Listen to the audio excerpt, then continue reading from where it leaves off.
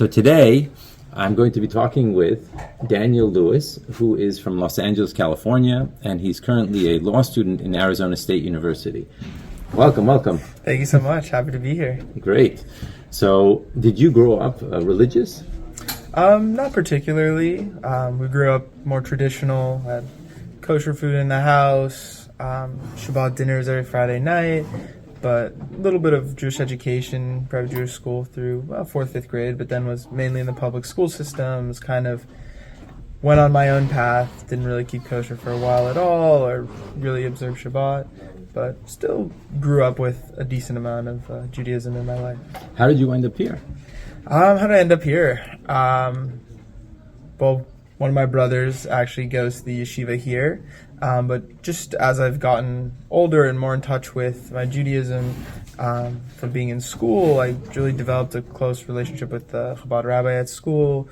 It's really kind of felt like a place that I was welcome and I was at home and I felt really comfortable, and I decided that coming to the winter program would be a great taste of the yeshiva experience, as well as a way to continue my growth and kind of give a nice little jolt start to continuing studies and growth in Judaism. Where did you go undergrad?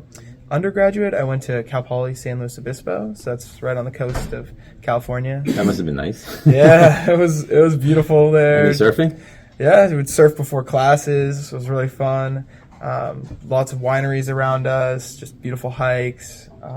Yeah, it was. Wow, it sounds great. Yeah, it was definitely a place I always loved going back to. And you went straight from undergrad to law school, or you took some time in between, or?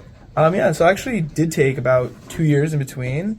I worked for a engineering sales company. We did like quality control instruments, so I traveled a decent amount around the U.S. doing sales, cold calling for different like engineering systems, because I had studied engineering in my undergrad. Mm-hmm. Then after 2 years, I started law school.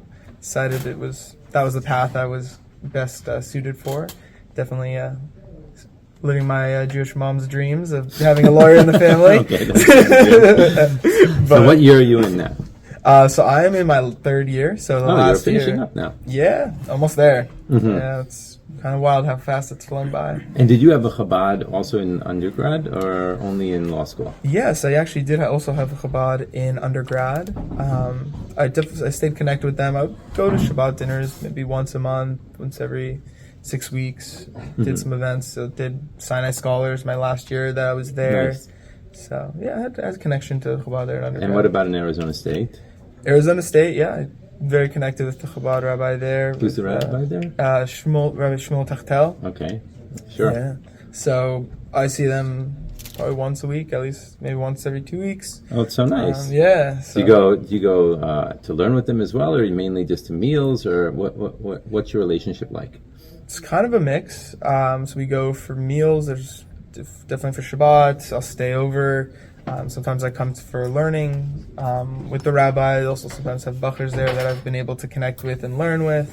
Wait a minute. Thinking back to when you were 16 or 17, would you have ever in your imagination thought that you would be spending your time going and learning with a rabbi when you're, you must be 25 now, 24, something like that? 26, 26, okay. Yeah. Is that what you would have, is that what you envisioned in your future? No way. No way. Honestly. No, it wasn't like, I always had the connection to Judaism, but it was just something that I had from my family, something that I enjoyed. I've always enjoyed having Shabbat dinners. It was time to spend with my family. But outside of that, I didn't really see it. I didn't really know what I was going to expect, but definitely not. So what changed? I think that I wanted to connect with a deeper part of myself, grow in my self-confidence, as well as just really understanding who I am at my core and being comfortable moving forward in my life and being secure with myself as I'm going off into this wild world and kind of going off on my own. Just kind of having a connection to myself as well as the community around us. It's just been really warm and just safe, as well as just having amazing guidance from people around me. And do you find that the learning has helped you in your own personal growth and development? Yeah. Is there anything in particular that you learned that you really has really resonated with you? Yeah, I mean, I've really enjoyed Tanya study. It's just kind of a guidebook to how to live a life and how For to sure. deal with your own personal struggles, as well as maybe being happy in difficult situations and overcoming just conflicts in my life.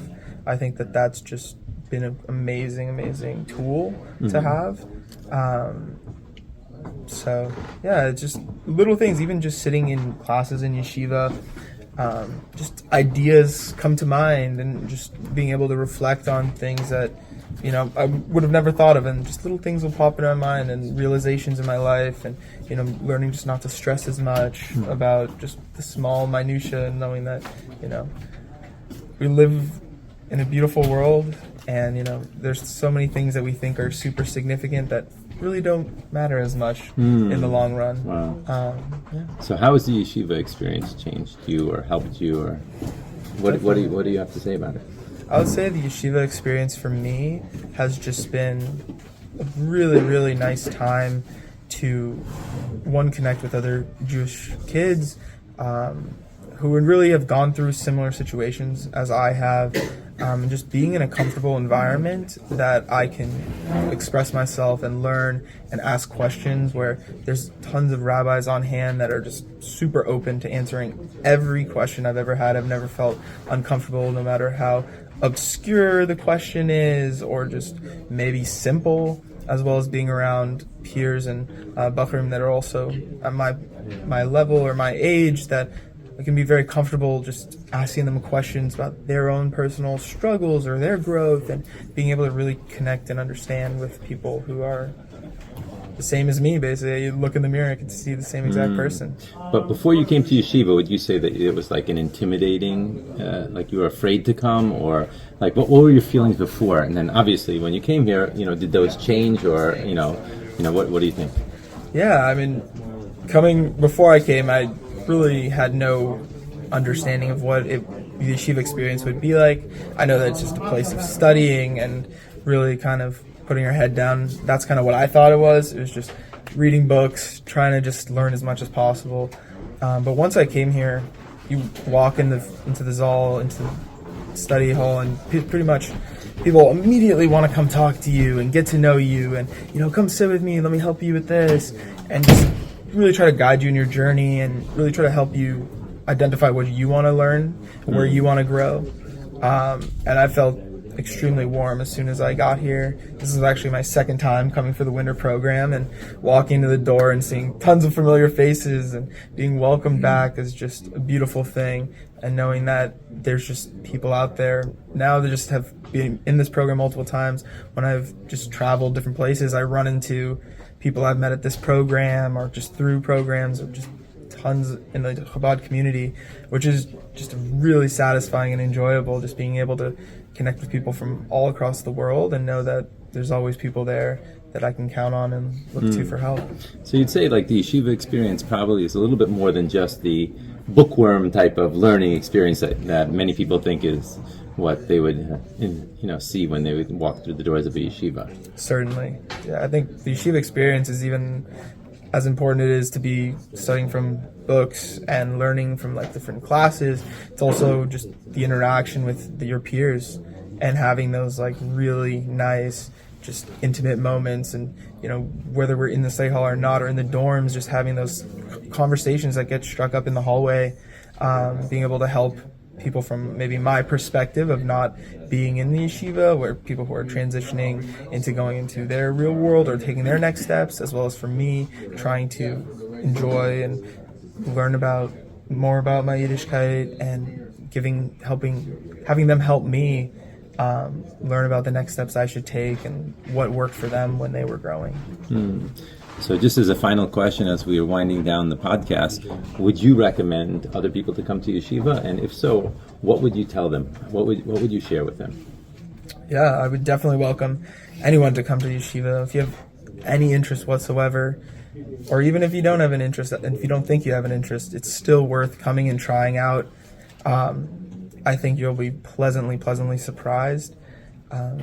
It's for every level of student. There's just no pressure. It's all about growth for yourself and what you're looking for. And I think that that's the most beautiful part. There is no set way of doing it. There is no mold or just like limitations. It's purely what you're ready to get out of it, and what you're looking for is what it's going to provide for you. And I feel like you're going to learn way more and grow way more than you could have ever imagined. And I think that's just a beautiful thing. Wow. Thank you so much, Daniel. Of course, thank you. So we want to remind you to please, again, to hopefully you've enjoyed the content of this podcast, to subscribe and press that like button. And until next time, we'll see you.